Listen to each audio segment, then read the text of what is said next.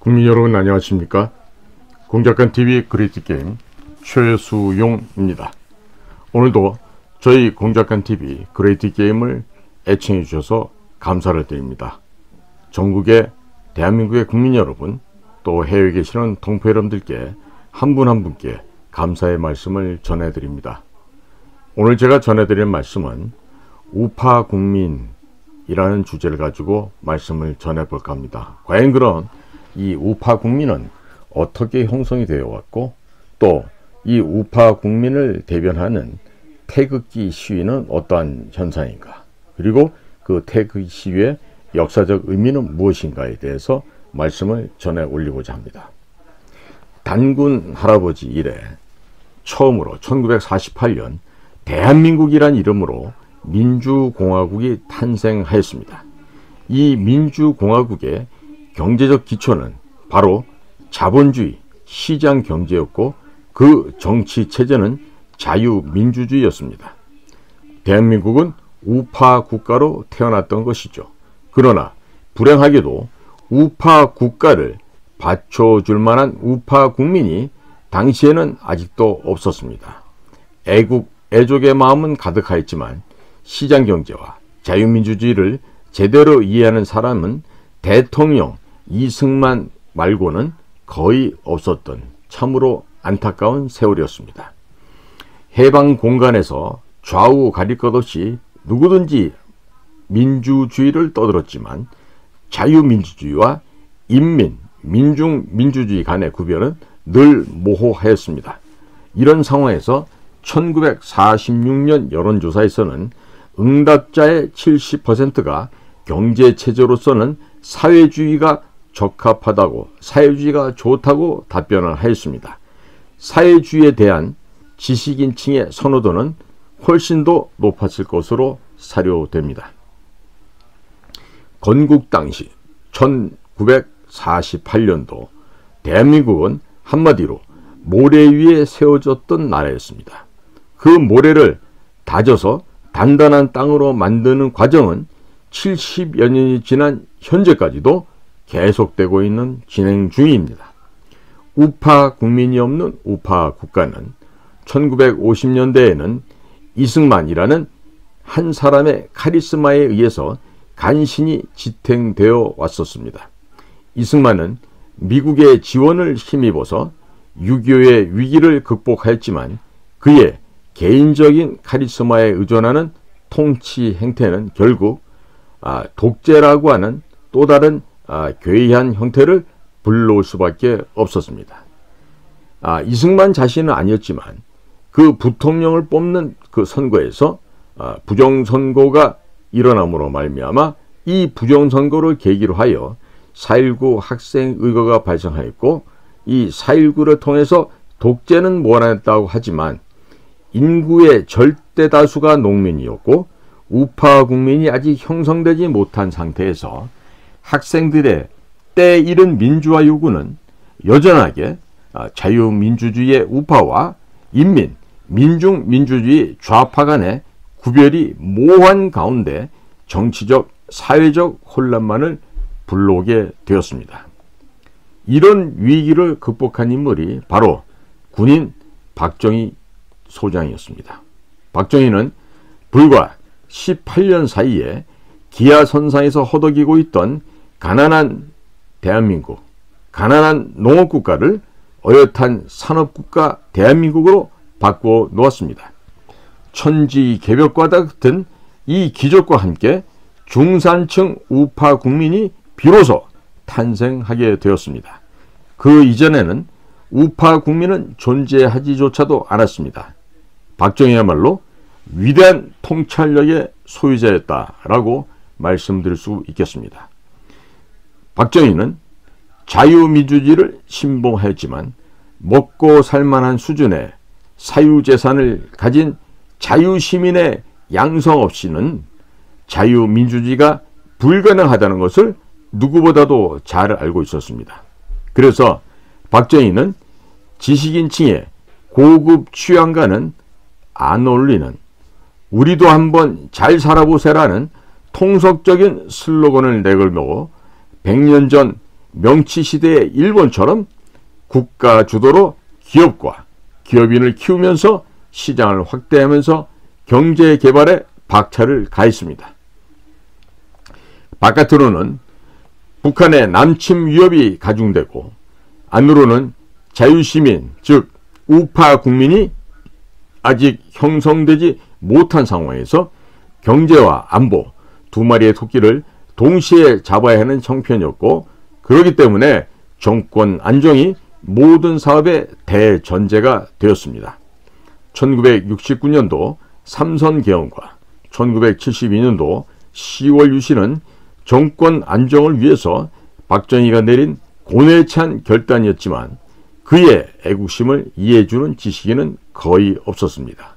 대학생, 교수, 언론인 등 지식인에게는 박정희라고 하는 사람은 그저 타도해야 할 한 군인 독재자에 불과했던 것입니다. 당시의 지적 수준으로는 박정희 대통령에 대한 이해가 거의 불가능했던 것으로 보여집니다. 박정희 대통령의 경제개발 덕분에 등장한 중산층 자유시민들, 즉 우파 국민들조차 독재자 타도에 동참을 하게 됩니다. 12.16은 표면적으로는 중앙정보부장 김재규가 저지른 시해 사건이었지만 그 속내를 더 들여다보게 되면 박정희 대통령이 낳은 자식들이 박정희를 죽인 역사적인 비극이기도 한 것이죠. 만일 박정희 대통령이 영구 집권을 꾀했다면 경제개발 따위는 하지 말고 자신이 살기 위해 나라를 말아먹은 김일성처럼 철저하게 독재를 했어야 옳았는데 박정희는 그렇지가 않았습니다. 오히려 박정희는 조국 대한민국을 살리기 위해서 자신 스스로가 죽는 길을 선택하였습니다. 우파 국민이 형성은 되어 있으나 아직 성숙 단계에 이르지 못한 이런 불비한 상황에서 박정희 대통령의 죽음과 함께 터져나온 민주화 시위는 4.19 때처럼 사회적, 국가적 혼란을 야기시켰습니다. 민주화 세력의 요구에는 또다시 자유민주주의와 인민민주주의, 민중민주주의가 애매하게 섞여 있었기 때문입니다. 이로 인해서 광주 사태로 인한 혼란은 더욱 증폭되게 되었습니다. 이 혼란을 신속하게 극복한 인물이 바로 군인 전두환 장군이었습니다. 전두환 당시 보안사령관은 박정희 대통령 이상으로 자유민주주의를 신봉하였지만 혼란을 극복하고 질서를 유지하기 위해서 군부의 힘으로 정권을 안정시키는 것 말고는 다른 방법이 없다고 판단을 하였던 것이죠. 당시 민주화 세력을 신뢰하지 않았던 전두환 장군의 판단이 옳은지 여부는 좌파와 우파 사이에 두고 오랜 논란거리로 남겠지만 북한의 남침 위협과 우파 국민의 미성숙, 일부 정치꾼들의 수상한 선동, 그리고 제5공화국의 혁혁한 성취를 고려한다면 결론은 전두환이 옳았다고 할 수밖에 없겠습니다. 전두환 대통령은 북한의 위협에 맞서 안보를 지키는 한편 자유주의적 경제정책으로 한국 자본주의를 정상궤도에 올려놓았고 중산층 우파 국민의 수를 크게 늘리게 됩니다. 88 올림픽의 성공적인 개최는 대한민국의 도약을 전 세계적으로 알리는 대형 사건이 되고 말았습니다. 그러나 이 같은 성공에도 불구하고 전두환 대통령은 자유민주주의를 요구하는 우파 국민들의 마음을 얻지는 못하였습니다. 실질보다 명분에 집착하고 군인을 저평가하는 습성에서 벗어나지 못한 우파 국민의 눈에는 전두환 정권은 반드시 타도해야 할 군사 독재 정권으로만 보였기 때문이죠. 우파 국민의 성숙도가 아직 낮고 낮았다는 단적인 증거가 되고 말 것입니다. 전두환 대통령과 신군부는 대통령 직선제를 받아들이고 스스로 권력을 내려놓게 됩니다. 총칼로 권력을 잡은 군부가 스스로 권력을 내려놓고 떠난다는 것은 중남미나 동남아시아에서는 상상조차 할 수 없는 일입니다.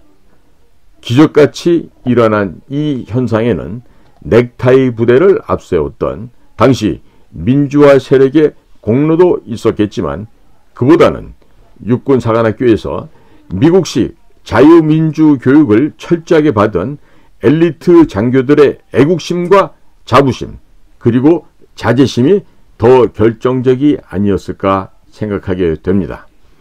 80년대 말 민주화의 1등 공신은 아직 성숙 단계에 이르지 못한 우파 국민이 아니고, 그들의 요구 앞에서 자기 희생을 각오하였던 전두환 대통령과 신군부였다는 사실을 눈치챘던 우파 국민은 지금까지도 거의 존재하지 않고 있습니다.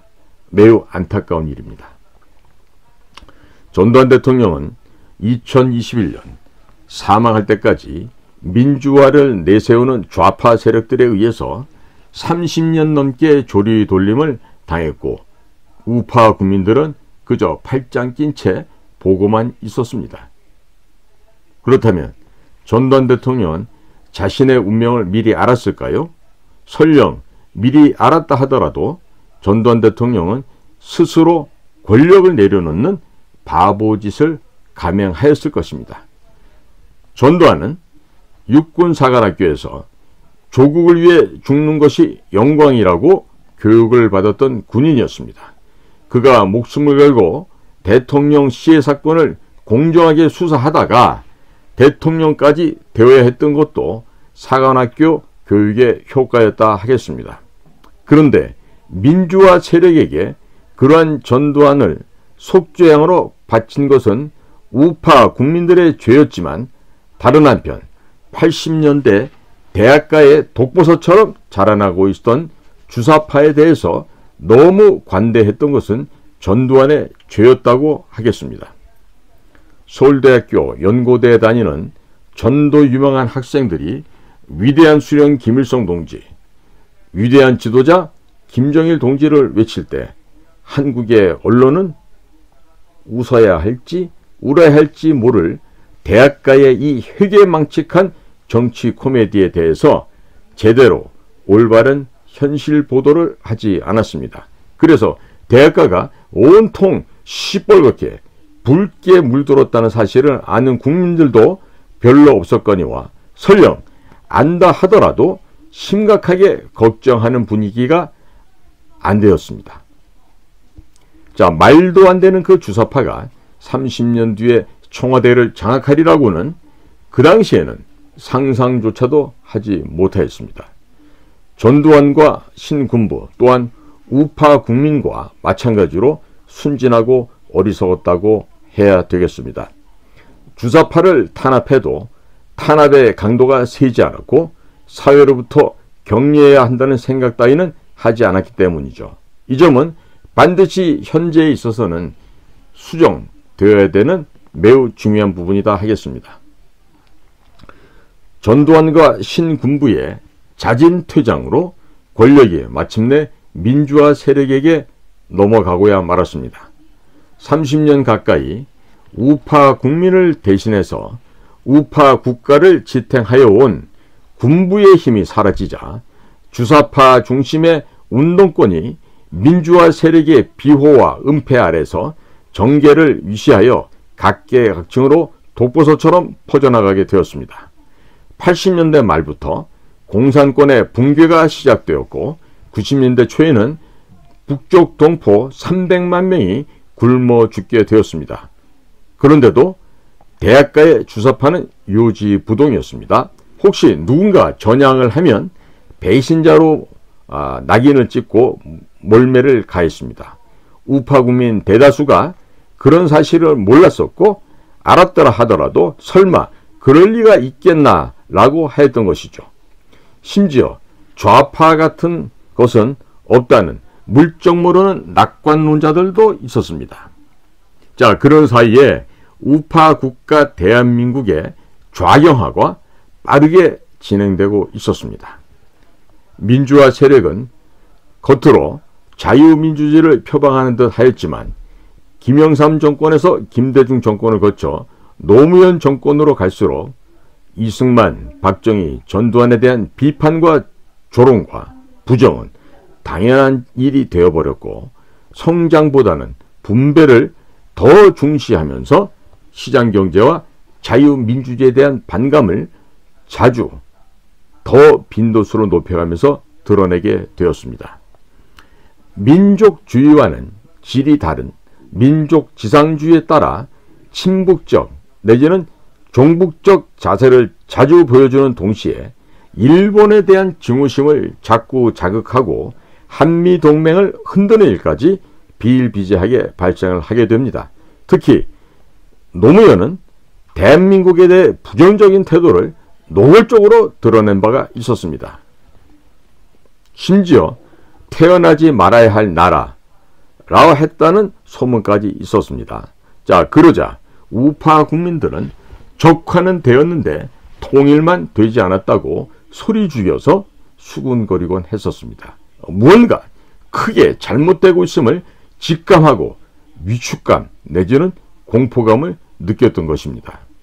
아직 성숙한 단계에 이르지 못한 우파 국민들은 비겁하게도 뒷전에서 수군거리는 것 이외에 할 수 있는 일이 아무것도 없었던 반면 소녀 취향의 낭만적인 좌파 구호에 고무되었던 젊은이들은 좌파 정부의 비호 아래 걸핏하면 촛불을 들고 광장으로 몰려나와서 새해를 과시하게 되었습니다. 대규모의 촛불 시위는 한국 현대사 속에서 처음으로 좌파 국민이 등장했음을 알리는 불길한 신호였습니다. 좌파 언론은 근거 없는 이상한 뉴스를 만들어서 촛불 시위에 기름을 끼얹었습니다. 소녀 취향의 낭만적인 구호 이외에도 노동해방, 민중혁명, 반미, 반일과 같은 살벌한 구호가 서슴없이 외쳐졌고 해방 이후 오랫동안 민주화라는 구호 아래 숨죽이고 있었던 인민민주주의, 민중민주주의가 제 목소리를 비로소 내기 시작하였던 것입니다. 바로 이 무렵 좌파 학자들은 자유민주주의에서 자유 두 글자를 떼어내야 한다고 하는 섬찟한 주장을 하였고 이 주장은 논란 끝에 사실상은 관철이 되었습니다. 자유에 대한 좌파의 공격은 집요하였습니다. 저강도 사회주의 혁명이 진행 중임을 그제서야 깨닫게 된 우파 국민이 많아졌지만 색깔론이라는 혐의가 두려워서 대놓고 공개적으로 말하는 것조차 두려워하였습니다. 대부분의 기성 언론은 좌경화되었고 우파 언론은 알려졌던 대로 조중동이라고 했지만 이 조중동조차 애매한 보도 태도를 취하였습니다. 결국 조중동도 호구지책의 수단으로 변모했다고 한 점이겠죠. 노무현에게 크게 실망한 국민의 지지 덕분에 압도적인 표차로 당선된 이명박조차도 이념 논쟁을 애써 회피했고 역사 논쟁을 회피하였습니다. 덕분에 비참한 말로를 겪게 되었습니다. 중도 실용주의를 내세운 이명박 정부는 좌파 언론의 가짜 뉴스에 의해 격발된 촛불 시위 앞에서 맥을 못 추다가 결국 식물 정부로 전락을 하고 맙니다. 여당인 새누리당은 좌파의 눈치 보기에 급급하였었죠. 우파 국민들은 우파 정권의 비겁함에 크게 실망했지만 개탄하는 것 이외에는 어떻게 해볼 힘이 없었습니다. 이것이 바로 우파 국민의 미성숙을 말해주는 증거다라 하겠습니다. 극소수의 아스팔트 우파들만이 게릴라처럼 싸웠지만 새누리당은 도움이 전혀 되지 않았고 조중동 역시 제대로 보도해주지 않았습니다. 경제 민주화라고 하는 중도 노선으로 대선에서 겨우 이겼던 박근혜도 취임하자마자 놀랍게도 전두환 이후 가장 선명한 우파 노선을 걷기 시작했습니다. 바로 이것이 문제가 되었습니다. 좌파와의 싸움보다 타협에 길들여진 새누리당과 조중동은 박근혜의 우파 노선이 매우 불편하였습니다. 게다가 박근혜는 국익만 생각하고 그들에게 정치적 이권을 허락하지 않았던 것이죠. 2016년 초에 당내 공천 싸움이 격화되었고 이를 조중동이 집중 보도하는 바람에 새누리당은 총선에서 참패를 하게 되었습니다. 이를 계기로 하여 여러 해 동안 세월호 촛불 시위에 시달려왔던 박근혜 정권은 크게 흔들리기 시작하게 됩니다. 2016년 가을 조선일보와 중앙일보는 한겨레 신문과 손을 잡고 가짜 뉴스를 쏟아내면서 박근혜 정권을 마구 흔들어대기 시작하였습니다. 광화문에서 박근혜 하야를 외치는 촛불 시위가 격렬하게 벌어지는 가운데 동년 12월 9일 새누리당은 민주당과 손을 잡고 탄핵 소추안을 가결하였습니다. 모조리 불법 사기였고 거짓말이었고 모두 불법 탄핵이었다는 것이 이제는 다 밝혀져 있습니다. 좌파의 바다 위에 외로운 섬처럼 떠 있었던 박근혜 우파 정권이 어이없이 무너지는 꼴을 지켜보고 있던 우파 국민들은 박근혜에 대한 불법 사기 탄핵이 우파 국가 대한민국에 대한 불법 사기 탄핵임을 직감하고 하나 둘 태극기를 들고 거리로 뛰쳐나와 탄핵 무효를 외치기 시작하였습니다. 2016년 12월 추운 겨울의 일이었습니다. 촛불 시위대가 점령한 광화문에는 접근도 못하고 서울역 앞이나 대한문 앞에 좁은 공간에 수백 명 정도씩 모이던 태극기 시민의 수는 빠른 속도로 눈덩이처럼 불어나게 되었습니다.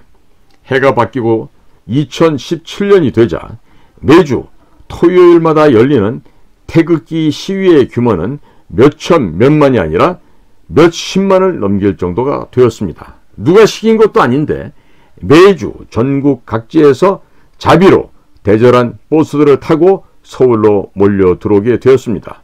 전라도 광주, 목포, 전주 같은 곳에서 많은 시민들이 서울로 모여들게 되었습니다. 같은 해 2017년 3월 1일 광화문과 시청 앞에 모인 군중의 규모는 단군 이래 최대였습니다. 광화문과 시청 앞은 물론이려니와 종로와 을지로까지 입추의 여지가 없었습니다. 대단한 장관이었습니다. 태극기 시위에 참석한 우파 국민들은 자신들이 이렇게 대규모로 뭉칠 수 있었다는 사실에 스스로가 경악을 금할 수 없었습니다. 우파 국민 없이 출범한 대한민국의 위기 속에서 그 위기의 실체를 정확하게 깨닫고 애국의 일념으로 뭉쳤던 성숙한 우파 국민들은 그렇게 자신들의 모습을 드러내게 되었습니다. 매우 역사적인 순간이었다고 하겠습니다. 우파 국민 사이에서는 대한민국의 이번 위기는 6.25 당시 낙동강 전투 때보다 더 심각하다는 이야기도 떠돌았었습니다. 낙동강 전투에서는 적이 바깥에 있고 전선이 분명했지만 이번에는 적이 내부에 널리 퍼져 있고 전선 자체가 불분명하다는 것이 그 이야기의 근거였습니다. 건국 이후 최대의 위기를 빚은 불법 사기 탄핵 덕분에 태극기 시위가 등장함으로써 대한민국은 오히려 자신을 밑에서 받쳐줄 성숙한 우파 국민들의 존재를 확인하는 예상 이외의 소득을 올렸다고 말할 수 있겠습니다. 물론 태극기 시위는 불법 탄핵, 사기 탄핵을 막지 못한 채 처참하게 실패하였고 대한민국의 위기는 문재인이라고 하는 거짓말 찬탈 정권 5년 내내 계속되었습니다.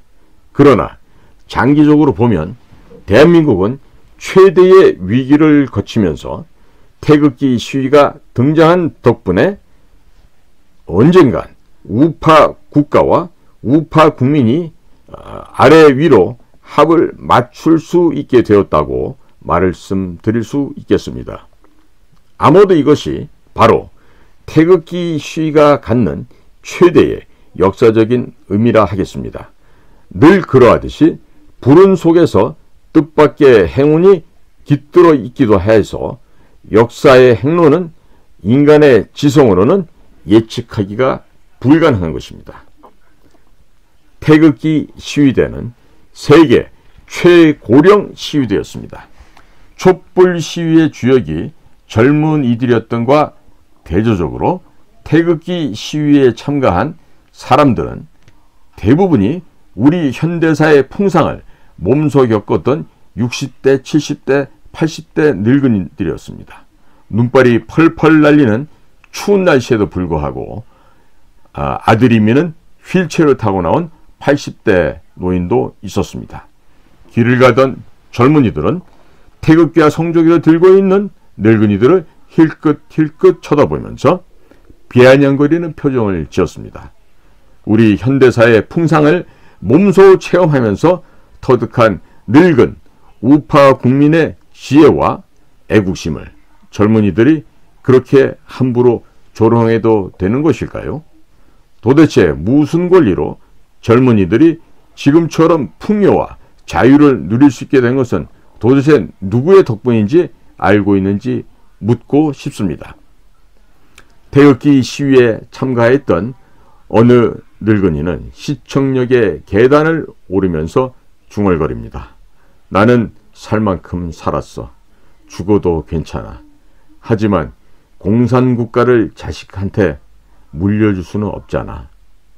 그 늙은이는 불법 사기 탄핵이 체제 위기임을 잘 알고 있었습니다. 하지만 결연한 의지의 우파 국민은 고립무원이었습니다. 새누리당은 민주당과 손을 잡고 불법 사기 탄핵을 자행함으로써 우파 정당이기를 포기하였습니다.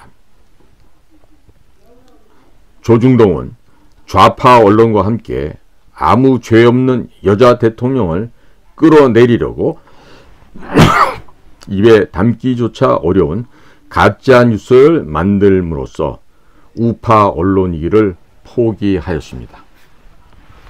조중동은 자신들의 사옥 바로 앞에서 태극기 시위가 어마어마한 규모로 커지는 것을 두 눈 뻔히 뜨고 목격하고서도 단 한 줄의 보도조차 해주지 않는 만행 중에 만행을 저질렀습니다.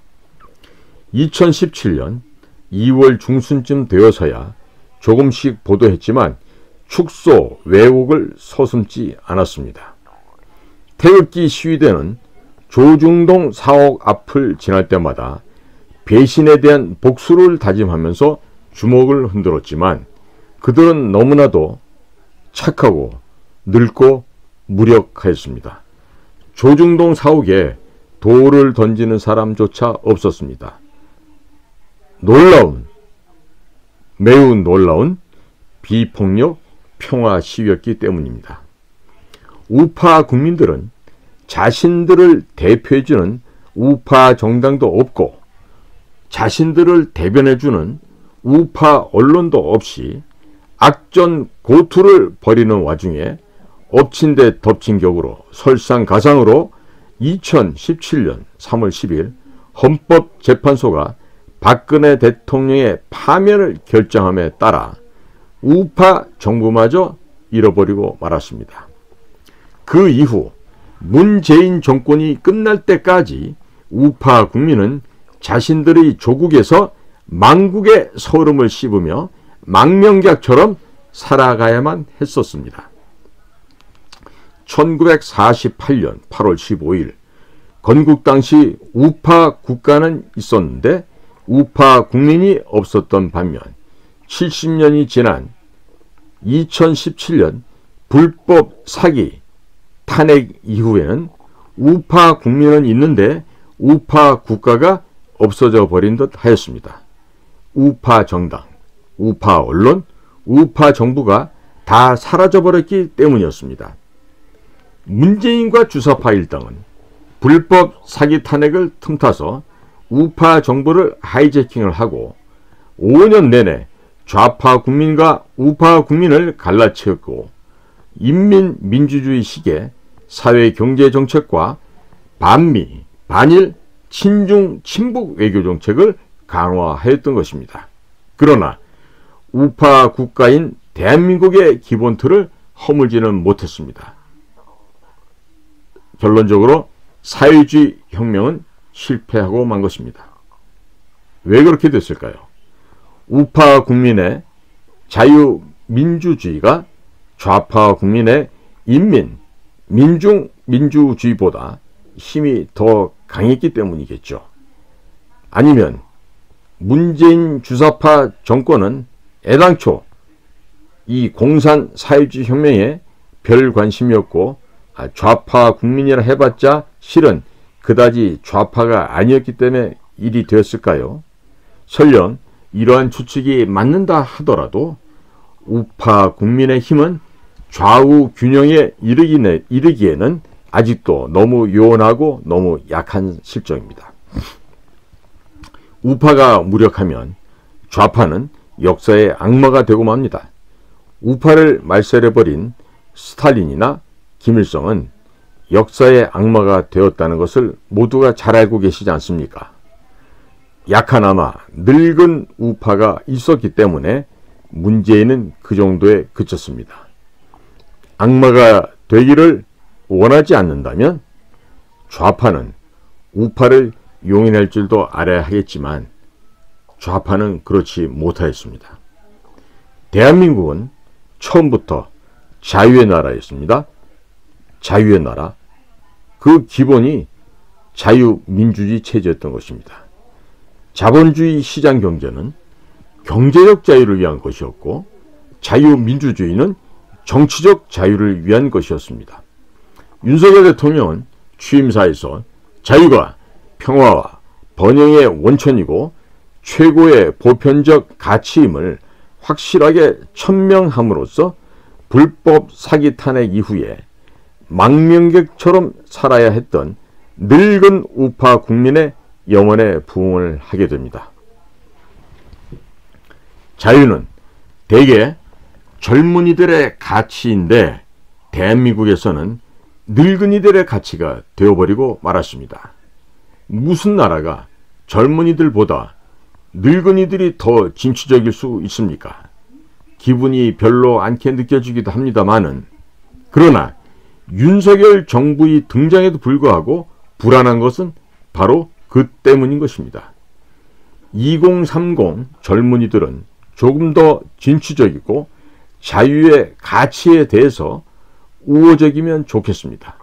머지않아 이 젊은이들이 대한민국의 미래를 책임질 것입니다. 이 젊은이들을 위해서라도 자유가 무엇인지에 대해서 늙은 우파의 진지한 성찰이 필요하다 하겠습니다. 건국 이후 지금까지 우파 국민은 자유가 무엇인지도 모르면서 자유의 나라를 만들어 왔습니다.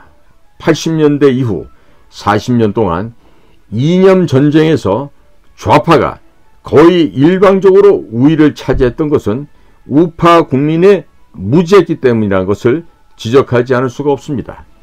이념 전쟁에서 좌파의 승리가 우파 정당과 우파 언론을 허물었고 우파 정부마저 허문 다음 문재인 주사파 정권을 만들어낼 수 있었던 가장 근본적인 요인이었다는 점을 우리는 결코 이 사실을 잊지 말아야 합니다. 전쟁은 총칼로 하지만 정치는 말로 합니다. 정치판의 이념전쟁은 말싸움에서 시작이 됩니다. 동서고금을 막론하고 말싸움에서 우파가 좌파를 이기는 것은 쉽지 않습니다. 인간의 말이란 것이 원래 친좌파적인 것인지도 모르겠습니다만 그래도 우리는 이겨야 합니다. 이를 악물고서라도 이겨서 우파 언론과 우파 정당 그리고 우파 정부를 다시 만들어야 하겠습니다. 그래야만 대한민국이 되살고 정상화될 수 있습니다. 말싸움에서부터 이기지 않으면 우파는 다시 좌파에게 압도당하고 윤석열 정부는 무너지거나 비굴한 타협을 하게 될 것입니다. 제가 오늘 전달한 이 말씀들은요, 최진덕 한국학중앙연구원의 명예교수로 계시는 철학박사님이 쓰신 글인데, 국민 여러분, 마음속에 많은 부분이 와닿지 않습니까? 저도 이 광화문에서 우리 나라지킴이 고교연합, 또 해병대 구국동지회, 또 육사 총구국동지회 등 여러 단체들과 함께 지나간 문재인 정권 시절에 광화문의 한 명으로서 그 광화문 현장에 참석을 하였고, 우리 우파 국민들의 단결을 또 올바른 생각을 갖게끔 하기 위해서 사전투표를 하지 말자는 그 공정선거 국민연대 활동도 했던 바로 그 장본이기도 합니다. 그런데 이 나라가 그나마 이렇게 자유민주주의 체제가 지켜왔을 수 있었던 점은 바로 이와 같은 나이 드신 저보다도 더 선배 되신 우리 60, 70, 80대의 우리 선배님들께서 이 나라를 지켰다 해도 결코 과언이 아닙니다. 그리고 태극기를 들고 계신 그 우리들의 노인네들을 보면서 힐끗힐끗 그 비난 내지는 경멸의 눈초리를 보이고 지나갔던 젊은 여러분들 있었을 텐데요. 여러분들의 오늘이 이 선배님들, 아버지, 할아버지 세대가 없었더라면 지금 여러분들의 풍요와 자유로움은 결코 없었을 것입니다. 그 60년대, 70년대, 80년대를 누구보다 불꽃처럼 열심히 살아왔던 우리의 선배님들께서 사회생활을 마치고 돌아와 봤더니 나라가 좌경화돼서 망해가고 있는 꼴을 보셨던 거예요. 그래서 이래서는 안 되겠다고 해서 시작된 것들이 이러한 우파 세력들 선배님들의 활동이 되겠습니다. 특히 우리가 매우 잘 알고 있는 이 나라지킴이 고교연합이라는 단체 예를 들어보겠습니다. 이 단체는요, 당시 서울에는 전국의 명문 고등학교 많이 있습니다만은 특히나 공립고등학교 중에 경기, 서울, 경북, 용산, 경동 이와 같은 5대 공립학교가 있었는데 지금은 돌아가시고 안 계시지만 당시 서울대학교 공과대학을 졸업하셨던 우리 나이 있었던 선배님 한 분께서 야, 우리 이러지 말고 나라 지키는 모임을 만들어 보자 해서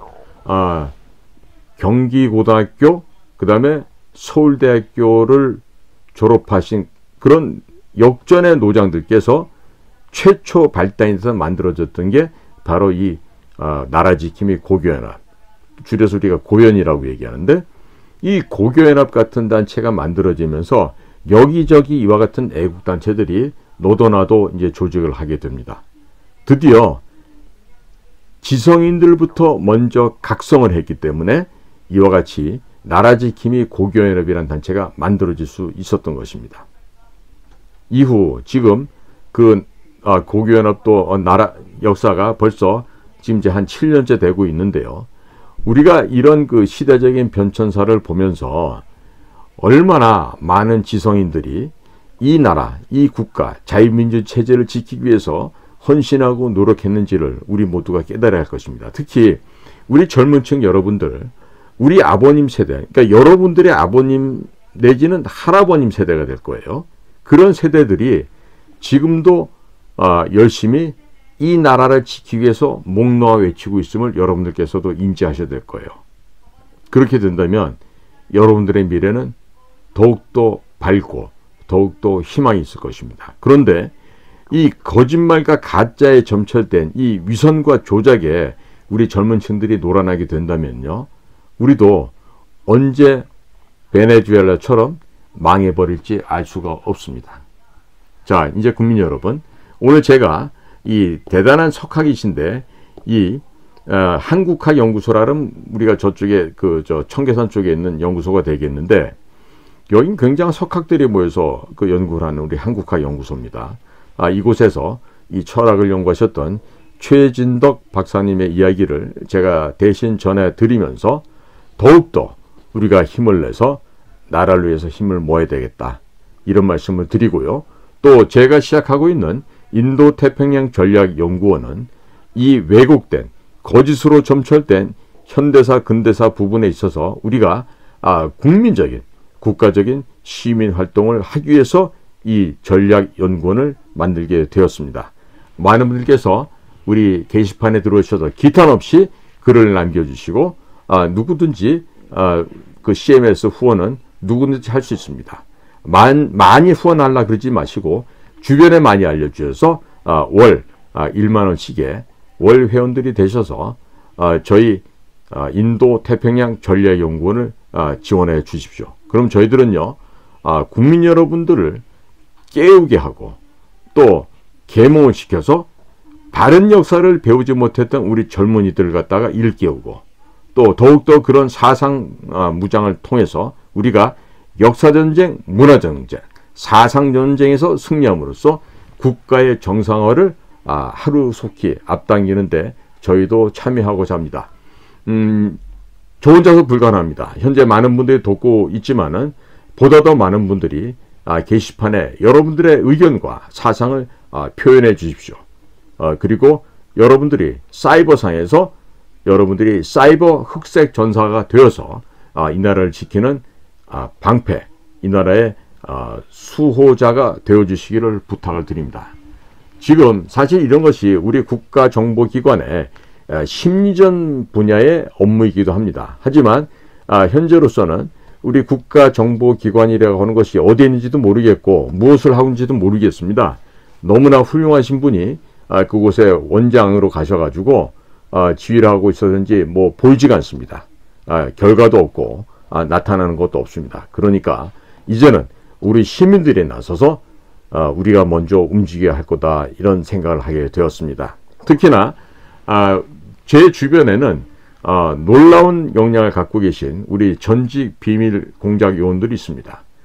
그 요원들이 우리 인도태평양 전략연구원을 뒷받침해주고 있고 또 바다 건너에서도 많은 세력들이 저희들을 지원해주고 있습니다. 제 방송은 미국의 워싱턴에서도 매일매일 모니터링을 해서 그들 나름대로 우리 대한민국의 정세를 평가 분석하는 데 활용하고 있다고 하니까 저희 방송에서는 국민 여러분들께 어떻게 하면 진실과 사실을 알려드려서 국민 여러분들께서 올바른 판단, 올바른 가치 변별력을 갖게 하실 수 있을지 그런 부분에 있어서 도움을 드리고자 합니다. 저희들은 무슨 뭐 긴급이니 속보니 뭐 그 국민들의 눈을 현혹시키고 돈을 빼먹는 그런 곳이 아닙니다. 지금 어떤 분이 보니까 그렇게 뭐 긴급, 속보, 뭐 중요, 뭐 긴박, 뭐 온갖 이런 썸네일을 달아서 국민 여러분들을 현혹시키는데 들어가 봤더니 뉴스 재탕으로 읽어주는 것에 불과하더라. 뭐 본 뻔히 아시죠. 뭐 안보 관련돼서 전문가다 그러고 이제 그런 방송들이 있는가 보는데 그런 방송에 대해서는 국민 여러분들 스스로가 현명하게 판단하시고 그런 그 낚시에 걸리시면 안 됩니다. 그런 자들은요 수익금이 얼마다 앞으로 내가 뭐 또 국회의원 할 거니까 내 앞에 줄 서라는 동 아마 그런 식의 허장성세를 벌리고 다니는 게 뻔했습니다. 뻔할 뻔짜입니다. 그러니까 그런 것보다는 여러분들 스스로가 어떻게 하면 이 나라를 구할 수 있을까 다 하실 수 있습니다. 다 여러분들이 중요한 비밀 공작원들이 돼서 이 나라를 지키는 파수꾼이 될 수 있고 시민 정보기관의 비밀 공작 요원들이 되셔서 이 나라를 지킬 수가 있습니다.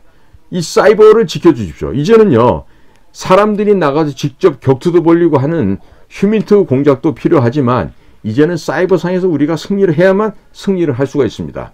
국민 여러분, 청년 여러분, 남녀노소 할 것 없이 저희 공작관 TV 그레이트 게임에서 모태가 되고 있는 인도태평양 전략연구원에 들어오셔서 가감없이 내려주십시오. 자, 좌파 여러분들도 들어오셔서 김일성 만세, 김정일 만세, 김정은 만세 쓰십시오. 따뜻하게 우리가 대해드리겠습니다. 두려워하지 마시고 들어와서 막 이북에 평양에서 내려온 지령문들도 올려주십시오. 감사히 받겠습니다. 이거 따뜻하게 안아드리겠습니다. 그 뭐 두려워할 게 있겠습니까? 이 전략연구원은 한국뿐만 아니라 세계적인 국제적인 네트워킹을 앞으로 확장시켜 나가고 있고 이미 그렇게 할 수 있는 토대를 이미 다 구축해 놓고 시작을 했습니다. 그러니까 국민 여러분께서는 모두가 자발적으로 참여해 주십시오. 자발적으로 참여하셔서 자부심을 갖고 내가 사이버 전사가 돼서 내 글과 내 손으로 북괴의 또 공산권의 저들의 음침한 음모를 내 손으로 직접 파괴한다는 자긍심을 가지시고 다 같이 이 사이버전에 동참해 주시기 바랍니다. 댓글로 퍼날라 주십시오. 페이스북, 트위터, 뭐 어떤 뭐가 됐든지 간에 여러분들이 같이 접하고 운영하는 모든 그런 그 SNS 상에 우리의 글과 우리의 내용을 전파시켜 주시고 올바른 역사가 국민들에게 제대로 알려줄 수 있게끔 국민 한 분 한 분께서 같이 동참해 주시면 우리는 반드시 국가 정상화할 수 있습니다. 좌파들이 점거했던 이 나라 확실하게 깨끗하게 청소하고 아직까지 미성숙한 우리의 자녀들 청소년들에게는 올바른 역사를 가르침으로 인해서 올바른 대한민국, 건강한 대한민국, 부강한 대한민국이 될 수 있게끔 해야 되겠습니다. 여기서 부강하다는 건요, 공부만 잘하고 돈 잘 버는 게 부강한 것이 아닙니다. 이 머릿속에 사상과 문화와 의식과 도덕이 부강해져야 됩니다. 살쪄야 됩니다. 그래야만 이 나라가 진정한 문화 강국, 품격 있는 대한민국이 되고야 말 것입니다. 오늘도 저희들 방송 인도 태평양 전략연구원에서 하고 있는 공작관 TV 그레이트 게임을 경청해 주셔서 대단히 감사합니다. 모든 여러분 다들 건강하시기를 축원드립니다. 고맙습니다.